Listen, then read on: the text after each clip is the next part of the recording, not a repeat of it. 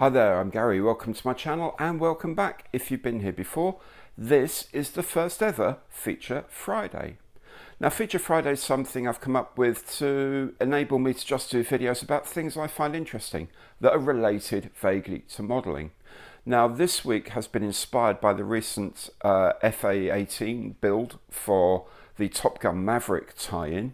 And I thought, what other films do I know that would generate a really good amount of tie-in kits of really quite interesting aeroplanes? And so I have done that. I've chosen the 1952 classic, The Sound Barrier. Now, I'll have a look at the film. I'll have a look at the stars, which of course are the aeroplanes. I'll have a look at the supporting actors, of course, all the aeroplanes in the background. And you may have picked out some that I haven't, so please let me know if you do. And also the kits that you can buy of the starring aircraft. Now, all of these things are in chapters. You can hop backwards and forwards to your heart's content. Now, if you enjoy the video, and I really hope you do, please do remember to give it a thumbs up by clicking the little sign down there. And of course, subscribe to the channel if you haven't done so already. That's free. All you have to do is click on that small logo down there in the bottom right corner.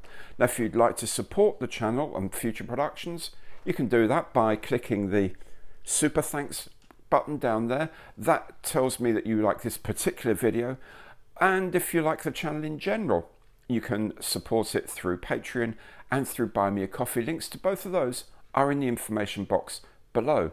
Also in the information box are links to Amazon, where you can buy the Blu-ray, DVD or digital copy of this film. Again, if you go through that link, then Amazon will give a few pennies to this channel. Enough of all that. Let's get on and have a look at the wonderful, wonderful film that is The Sound Barrier.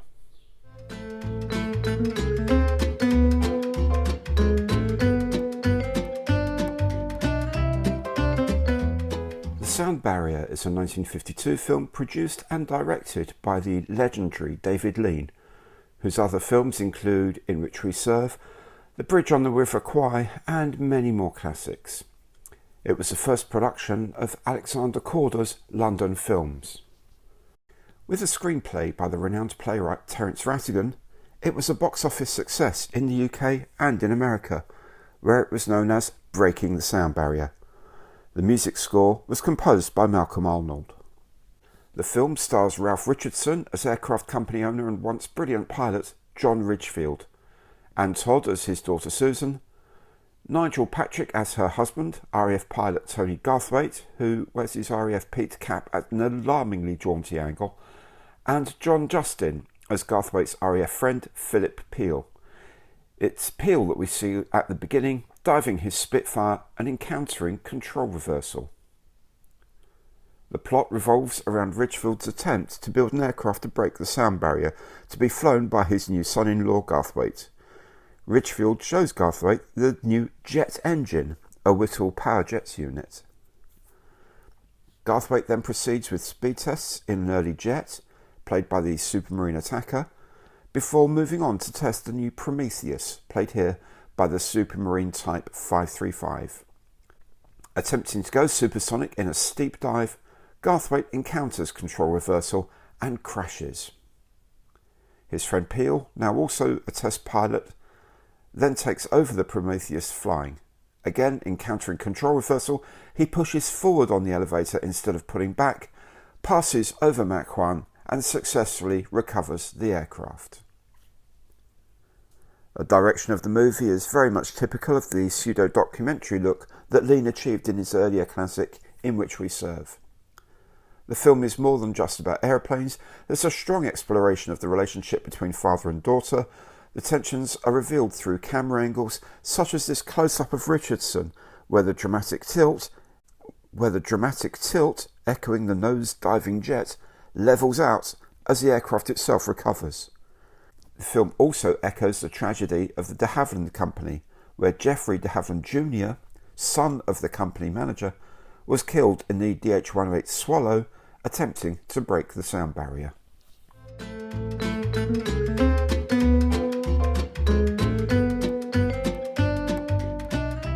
The stars of the film are many and varied. It starts with the opening scene, a Spitfire attempting a high-speed dive. This appears to be a Merlin-engined aircraft with clipped wings and a pointed tail, so I'm thinking it's probably something like an early Mark 16. I'm sure someone will be able to set me right there. It's definitely not the converted Mark 11 used for high-speed tests by the Farnborough Aeroflight towards the end of the war. Next is the Avro Anson, used by Garthwaite and Susan to fly to the Ridgefield Company Aerodrome. I'm not entirely sure that champagne was normal flying rations at the time, even for the RAF. Then there is a venerable de Havilland Tiger Moth. This is seen as a trainer at the company in which Ridgefield's son, Christopher, is rather unwillingly learning to fly. Not wanting to upset his father, Christopher perseveres but is killed in a crash during his first solo flight. Garthwaite is given the job of delivering a Vampire NF-10 to Egypt and decides to take Susan along for the trip. They appear to have made the flight in one go, way beyond the Vampire's actual range, which would have needed at least one stop. Returning to the UK on the same day, they hitch a ride on a development de Havilland Comet 1, allegedly flown by John Cunningham. Development flying of the fast jet continues with a straight wing design. Here the stand-in is the Supermarine Attacker. This has the laminar flow wing, originally designed for the Spiteful, but with a jet engine. The Attacker was the first jet operated at sea by the Fleet Air Arm. Then moving onward, Ridgefield unveils his swept-wing prototype named Prometheus. This was the Supermarine Type 535, the final iteration of a projected fighter, which eventually entered service as the Swift. And like the Swift, Prometheus was underpowered and lacked advanced aerodynamics such as area ruling, so it was all but impossible to fly through the sound barrier. In service, the Swift was dogged by many technical faults and was largely supplanted by its contemporary, the Hawker Hunter.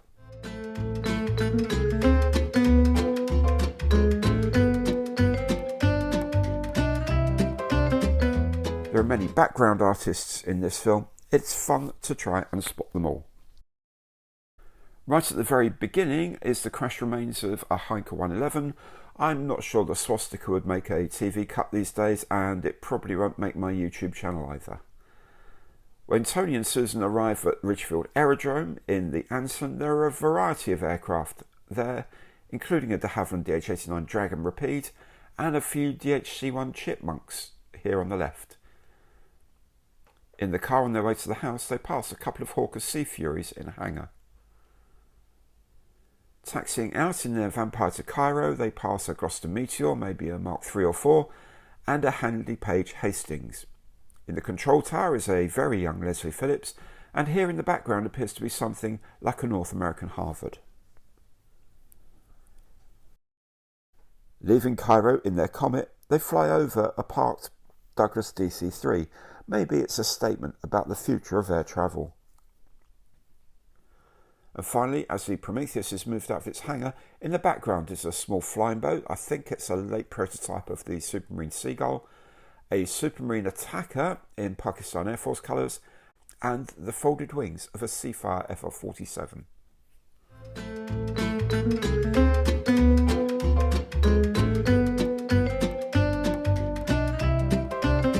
The air-to-air photography is one of the charms and excitements of the film, directed by Anthony Squire. Initially, Squire used a Lancaster with cameras in the forward and rear turrets, himself directing for Me Navigator's Astrodome. However, on one flight the aircraft's oxygen supply failed and all but Squire passed out until the aircraft descended by itself to a safe altitude. Thereafter, they used a Vickers Valletta, which had a considerably better oxygen system.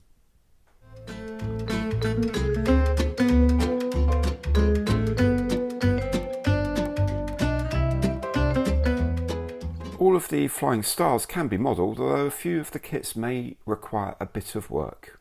To start, there are several kits of the Spitfire 16, if indeed that's what it is, although most of them have the later bubble canopy. AZ model has one in the correct canopy and with clipped wings in 1/72 from 2014. The dual combo kit from Eduard has the early high back with standard wingtips and the bubble canopy with clipped wingtips. The clipped wing raised back version is available in resin, from CMR. Likewise, in 1/48, all of the kits either have bubble canopies or standard wings or both. The Avro Anson is much better served. In 1/72, there's a special hobby kit from the 2007 tooling, and of course by Airfix, last boxed in 2008 from a mould first made all the way back in 1962. In 1/48, there's the special hobby kit again. This derives from the classic airframes release of 2006. Of course, the big one could be the Airfix new tooling expected around October of 2022. Visualizations of this do look amazing. The de Havilland Tiger Moth is much easier to find. Airfix have done two toolings, the first in 1957, yes, 1957, with a complete new tooling in 2014. AZ Model also made a new tool in 2013 and have released several versions, including this really interesting Queen Bee target drone. You may also still be able to find the Pavla kit from 2004. In 1/48, there was a tooling in 1958 by Aurora, and this has been re-released by other companies such as Smear and Mr. Craft. Again, Airfix made a brand new tool, this one in 2019. In larger scales, there are plastic kits in 1/32 from Revell, and of course the lovely kit from ICM. The de Havilland NF10 is only available in resin from CMR in 1/72, but it can be bought in 1/48 from Hobbycraft from 1993 tooling, and from Classic Airframes as a new parts boxing in 2006. These are still available second hand online. All the de Havilland Comet kits are available in regular plastic are for the Comet 4. In 1/72, you can look for the Welsh kits model of the Comet 1 if you fancy taking on vac form and resin, or the full resin kit from Fliegerhorst. I think the Comet 1 is probably well overdue for someone to do a plastic kit of it. The Supermarine Attacker is available in 1/72 from AZ Model. You can find the prototype, the F1 or the FB2 available. I've made all three and they're okay. They have comical stencils at times and some fit issues, but otherwise they're a decent representation of an undervalued aircraft. You can see all these builds on my 800 Squadron Project blog, in which I've built all the types flown by that squadron. A link to this is in the information box below. I would avoid the old frog kit of the Attacker. It is truly awful. Trumpeter do the Attacker F1 and FB2 in 1/48 as well. These are decent enough kits, but will benefit from aftermarket cockpit and undercarriage, both of which are easily available. There's also a wingfold kit from Wolfpack. Now, if you're really good with resin, you might want this 1/32 scale from Iconic Air in a 2018 tooling, or go in the other direction with these cheeky little Attackers in 1/144 from Mini Wings in plastic. Finally, the Swift, and this has not been well served by the big players. Airfix didn't release one until 2015, and then in 1/72 scale. Maybe this is a 1/48 for the future to complement the Meteor, Vampire, Sabre, Hunter and Javelin in the lineup. Also in 1/72 is the extra kit offering from 2005, and occasionally still seen online, second hand, are the Hawk and Testers kit that hark back all the way to 1954. So there we go. What did I tell you? What a great film. Now, if you've enjoyed this video, and I really hope you have, seeing as it's my first Feature Friday, then please do give it a thumbs up below, down there, and do please subscribe to the channel if you haven't done so already. It doesn't cost you anything. All you have to do is click on that small logo down there in the bottom right corner. In any case, let me know what you think. Have a great time till next time, and I will see you soon.